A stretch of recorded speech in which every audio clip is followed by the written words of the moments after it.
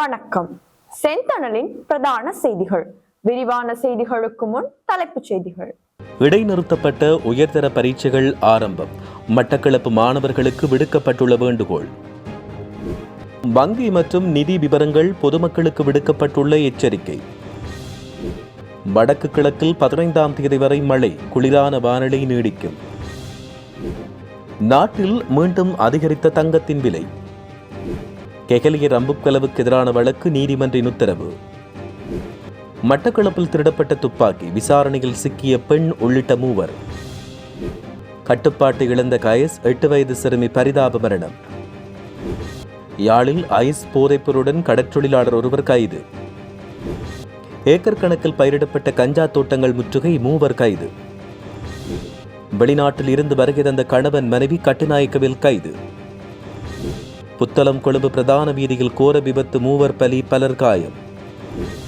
கடுமையான மின்னல் தாக்கம், 9 மாவட்டங்களுக்கு சிவப்பு எச்சரிக்கை. புலம்பெயர்ந்தோருக்கு பிரித்தானியாவில் புதிய சிக்கல், தீவிரமான அரசியல் கொள்கைகள். ஈரானை குறிவைக்கும் ட்ரம்ப், ஆர்ப்பாட்டத்தில் 500 பேர் பலி, விடுக்கப்பட்டுள்ள எச்சரிக்கை. தொடர்வன விரிவான செய்திகள். டிட்பா புயலால் ஏற்பட்ட பேரிடரின் காரணமாக நிறுத்தப்பட்டுள்ள காப்போது உயர்தர பரீட்சைகளில் எஞ்சிய பாடங்களுக்குரிய பரீட்சைகள் தெரிவு செய்யப்பட்ட பரீட்சை நிலையங்களில் இன்று மீள ஆரம்பமாகியுள்ளன. மட்டக்களப்பு மாவட்டத்தில் 5 கல்வி வலயங்களில் இன்று பரீட்சைகள் இடம்பெற்றுள்ளன. அரசாங்க அதிபரின் பணிப்புரைக்கமைய மழையால் பாதிக்கப்பட்ட பகுதிகளுக்கு தேவையான முன்னாயத்த நடவடிக்கைகள் அனர்த்த முகாமைத்துவ பிரிவால் முன்னெடுக்கப்பட்டுள்ளன. மட்டக்களப்பு மாவட்டத்தில் ஆங்காங்கே தொடர்ச்சியாக மழை பெய்து வரும் காரணத்தால் பரீட்சார்த்திகளை நேர காலத்தோடு பரீட்சை நிலையங்களுக்கு சமூகம் தருமாறு வலய கல்வி அலுவலகம் வேண்டுகோள் விடுத்துள்ளதாகவும் தெரிவிக்கப்பட்டுள்ளது. பொதுமக்கள் தங்களின் தனிப்பட்ட தகவல்களையோ அல்லது வங்கி மற்றும் நிதி தொடர்பான விவரங்களையோ எவருக்கும் பகிர வேண்டாம் என போலீஸ் ஊடக பேச்சாளர் எஃப்யூ புட்லர் எச்சரிக்கை விடுத்துள்ளார். சமூக வலைதளங்கள் மூலம் முன்னெடுக்கப்படுகின்ற நிதி மோசடி மற்றும் ஏனைய சட்டவிரோத செயல்களை கையாளுவதற்கு சைபர் குற்றத்தடுப்பு பிரிவு முழுமையான வசதிகளோடு தயார்படுத்தப்பட்டுள்ளது.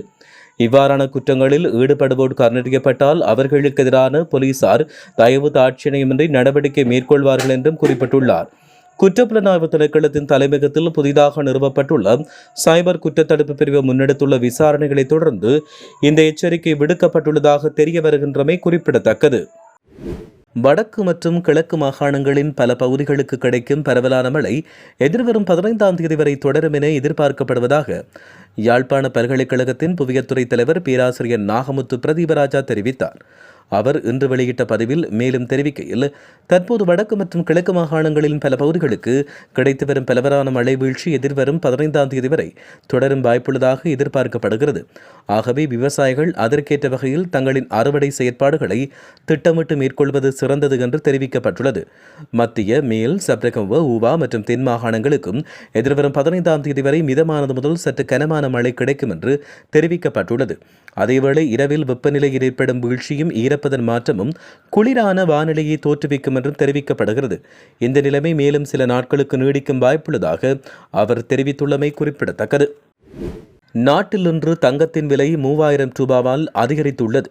அதன்படி இன்று 24 கரட் தங்கம் 3,65,000 ரூபாயாகவும் 22 கரட் தங்கம் 3,37,600 ரூபாவாகவும் விற்பனை செய்யப்படுகிறது.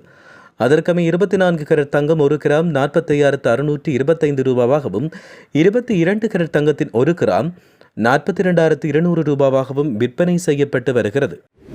முன்னாள் அமைச்சர் கெகலிய ரம்புக்வெல மற்றும் அவரின் குடும்பத்துக்கு எதிரான வழக்கை பிப்ரவரி 13ஆம் தேதி மீண்டும் விசாரணைக்குட்படுத்த தீர்மானிக்கப்பட்டுள்ளது. கொழும்பு மேல் நீதிமன்றம் இன்று இந்த உத்தரவை பிறப்பித்துள்ளது.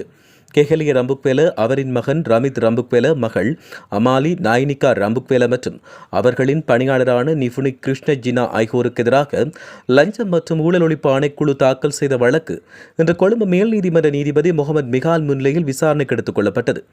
இதன்பொழுது முன்வைக்கப்பட்ட சமர்ப்பணங்களை பரிசீலித்த நீதிபதி வழக்கை மீண்டும் எதிர்வரும் பிப்ரவரி 13ஆம் தேதிக்கு ஒத்திவைத்தார்.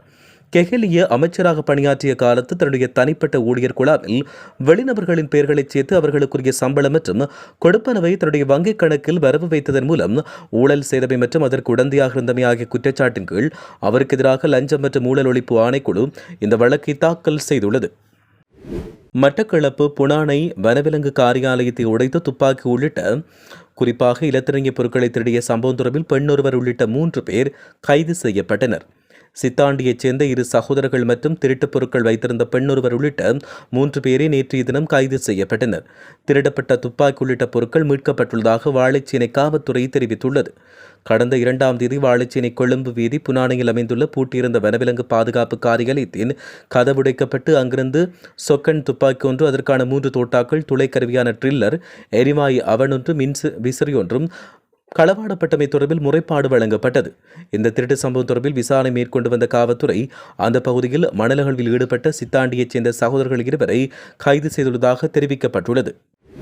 குருநாகல் மாவட்டம் கல்கமுவை பிரதேசத்தில் தந்தையுடன் வீதியில் நடந்து சென்ற 8 வயது சிறுமி காயஸ்ரக வாகனம் மோதி விபத்துக்குள்ளாகி உயிரிழந்தார். இந்த துயர சம்பவம் நேற்றைய தினம் மாலை இடம்பெற்றுள்ளது.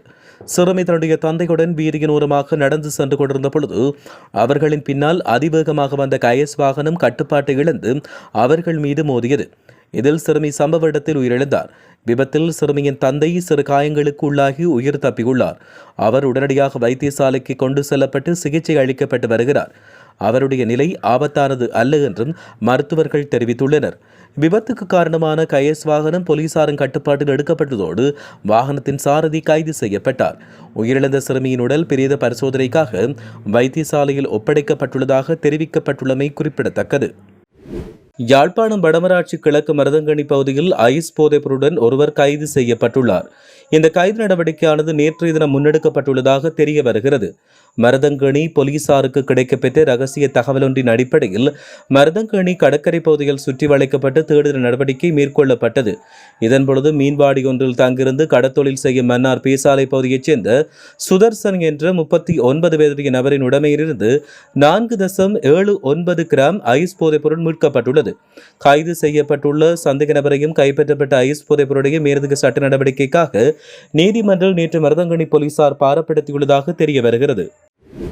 லுணுகம் பெகர மற்றும் எம்மிலிப்பிட்டிய பகுதிகளில் நேற்று ஞாயிற்றுக்கிழமை கஞ்சா தோட்டங்கள் முற்றுகையிடப்பட்டு 3 சந்தேக நபர்கள் கைது செய்யப்பட்டுள்ளனர். அதன்படி லுணுகம் பெகர உணத்துவேவ பகுதியில் கஞ்சா தோட்டம் ஒன்று முற்றுகையிடப்பட்டு சந்தேக நபர் ஒருவர் கைது செய்யப்பட்டார். லுணுகம் பெகர போலீசாருக்கு கிடைத்த தகவலுக்கு அமைய முன்னெடுக்கப்பட்ட சுற்றி வளைப்பின் போது சுமார் 4 ஏக்கர் பரப்பளவில் பயிரிடப்பட்ட 3983 கஞ்சா செடிகள் மீட்கப்பட்டன. சந்தேக நபர் தெனமன்வில தேவரம் பெகர பகுதியைச் சேர்ந்த 39 வயதுடையவர் என்று தெரிவிக்கப்பட்டுள்ளது. இதேவேளை எம்பிலிப்பிட்டிய புத்கந்த பகுதியில் கஞ்சா தோட்டம் ஒன்று முற்றுகையிடப்பட்டு 2 சந்தேக நபர்கள் கைது செய்யப்பட்டனர். சுமார் 1 ஏக்கர் பரப்பளவில் பயிரிடப்பட்ட 7130 கஞ்சா செடிகள் இதன்போது கைப்பற்றப்பட்டுள்ளன. கைது செய்யப்பட்ட சந்தேக நபர்கள் 43 மற்றும் 55 வயதுடையவர்கள் என்றும் எம்பிலிப்பிட்டிய தொரகொலாய பகுதியைச் சேர்ந்தவர்கள் என்றும் தெரிவிக்கப்பட்டுள்ளது. இந்த சம்பவம் தொடர்பாக மேலதிக விசாரணைகளை போலீசார் மேற்கொண்டு வருவதாக தெரிவிக்கப்படுகின்றமை குறிப்பிடத்தக்கது. 1.5 கோடி ரூபாய் மதிப்புள்ள வெளிநாட்டு தயாரிப்பு சிகரெட்டுகளை சட்டவிரோதமாக நாட்டுக்கு கொண்டு வந்த தம்பதியினர் கட்டுநாயக்க விமான நிலைய காவல்துறை போதைப்பொருள் பிரிவினரால் கைது செய்யப்பட்டுள்ளனர். இருவரும் இன்று அதிகாலை கைது செய்யப்பட்ட நிலையில் நீர்கொழும்பு பகுதியில் வசிக்கும் திருமணமானவர்களை இவ்வாறு கைது செய்யப்பட்டதாக தெரிவிக்கப்படுகிறது. இருவரும் இன்று அதிகாலை 2:30 மணிக்கு விமானத்தில் அபுதாபியிலிருந்து கட்டுநாயக்க விமான நிலையத்துக்கு வந்திருந்தனர். அவர்கள் 6 பொதிகளுடன் 10,000 வெளிநாட்டு தயாரிப்பு பிளாட்டினம் சிகரெட்டுகளையும் 500 அட்டைப்பெட்டி சிகரெட்டுகளையும் எடுத்துச் சென்றபோது கைது செய்யப்பட்டுள்ளதாக தெரிவிக்கப்படுகிறது. இந்த நிலையில் இருவரும் காவல்துறை பிணையில் செல்ல அனுமதிக்கப்பட்ட நிலையில் நாளை மறுதினம் நீர்கொழும்பு நீதவான் நீதிமன்றில் முற்படுத்தப்பட உள்ளதாக தெரிவிக்கப்படுகிறது. புத்தளம் கொழும்பு பிரதான வீதியில் இடம்பெற்ற விபத்தில் 3 உயிரிழந்ததோடு பலர் காயமடைந்தனர். குறிப்பாக இந்த வீதியின் முந்தலம நவதன்குளம பகுதியில் இன்று காலை இந்த விபத்து இடம்பெற்றது. இந்த விபத்தில் காரில் பயணித்த 2 பெண்கள் மற்றும் 1 ஆண் என்று மொத்தம் 3 பேர் உயிரிழந்தனர். விபத்தில் காயமடைந்த மேலும் 10 பேர் சிகிச்சைக்காக மருத்துவமனையில் அனுமதிக்கப்பட்டுள்ளனர். இந்நிலையில் விபத்து தொடர்பில் மேலதிக விசாரணைகளை முந்தலம் காவல்துறையினர் மேற்கொண்டு வருவதாக தெரிவிக்கப்பட்டு வருகின்றமை குறிப்பிடத்தக்கது. பல மாகாணங்களில் கடுமையான மின்னல் தாக்கம் ஏற்படுவதற்கான சிவப்பு எச்சரிக்கையை வளிமண்டலவியல் திணைக்களம் வெளியிட்டுள்ளது. அதன்படி இன்று நண்பகல் வெளியிடப்பட்ட எச்சரிக்கை இரவு 11 மணி வரை அமலில் இருக்கும் என்று தெரிவிக்கப்பட்டுள்ளது. மேற்கு வடமேற்கு மற்றும் சப்ரகம மாகாணங்களிலும் காலி மற்றும் மாத்தறை மாவட்டங்களிலும் சில இடங்களில் கடுமையான மின்னலுடன் கூடிய இடியுடன் மழை பெய்யக்கூடும். 9 மாவட்டங்களுக்கு சிவப்பு எச்சரிக்கையும் 5 மாவட்டங்களுக்கு அம்பர் எச்சரிக்கை விடுக்கப்பட்டுள்ளது. இடியுடன் கூடிய மழை பெய்யும் போது தற்காலிக பலத்த காற்று வீசக்கூடும் என வளிமண்டலவியல் திணைக்களம் எதிர்வு கூறியுள்ளது. இனி சர்வதேச செய்திகள். பிரித்தானியாவில் குடியேற்றம் கணிசமாக குறைந்த போதிலும் பெரும்பாலான மக்கள் அது அதிகரித்ததாக நம்புவது புலம்பெயர்வோருக்கு பெரிதும் பாதிப்பையும் சிக்கலையும் உருவாக்கி வருகிறது. பிரித்தானியாவின் முன்னணி ஊடக நிறுவனம் மேற்கொண்ட பிரத்யேக கருத்து கணிப்பு குடியேற்ற விவகாரத்தில் உண்மை நிலவரத்துக்கும் பொதுமக்கள் பார்வைக்கும் இடையில் பெரும் இடைவெளி இருப்பதை வெளிப்படுத்துகிறது. 2025 ஜூன் மாதம் முடிவடைந்த ஆண்டில் இங்கிலாந்து நிகர குடியேற்றம் 2 பங்கு குறைந்து 2.4 லட்சமாக இருந்ததாக தெரிவிக்கப்படுகிறது. ஆனால் மோரின் கொமன் அமைப்பு நடத்திய கருத்து கணிப்பில் 67% வாக்காளர்கள் குடியேற்றம் அதிகரித்துள்ளதாக நம்புவதாக தெரிவிக்கப்பட்டுள்ளமை குறிப்பிடத்தக்கது. ஈரானில் அதிகரித்துள்ள பணவீக்கம், அத்தியாவசிய பொருட்களின் விலை உயர்வு, பொருளாதார சிக்கல்நிலை, பொருளாதார தேக்கநிலை உள்ளிட்டவற்றால் விரக்தி அடைந்த மக்கள் அந்நாட்டு அரசாங்கத்துக்கு எதிராக வீதிகளில் இறங்கி போராட்டத்தில் ஈடுபட்டு வருகின்றார்கள். கடந்த ஆண்டு டிசம்பர் 28ஆம் தேதி தொடங்கிய மக்கள் போராட்டம் ஈரானின் 31 மாகாணங்களில் 100 நகரங்களில் 15 நாட்களாக நீடித்து வருகிறது. ஆர்ப்பாட்டக்காரர்களை கட்டுப்படுத்த பாதுகாப்பு படை கடமையில் ஈடுபட்ட நிலையில் பலர் கைது செய்யப்பட்டனர். ஈரானில் இடம்பெற்று வரும் ஆர்ப்பாட்டத்தில் 500 பேர் வரை பலியானதாக அமெரிக்காவை அடிப்படையாக கொண்ட மனித உரிமைகள் அமைப்பொன்று அதிர்ச்சி தகவலை தெரிவித்துள்ளது.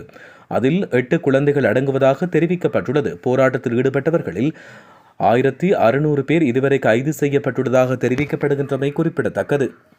இத்துடன் செய்திகள் நிறைவடைகின்றன. வணக்கம்.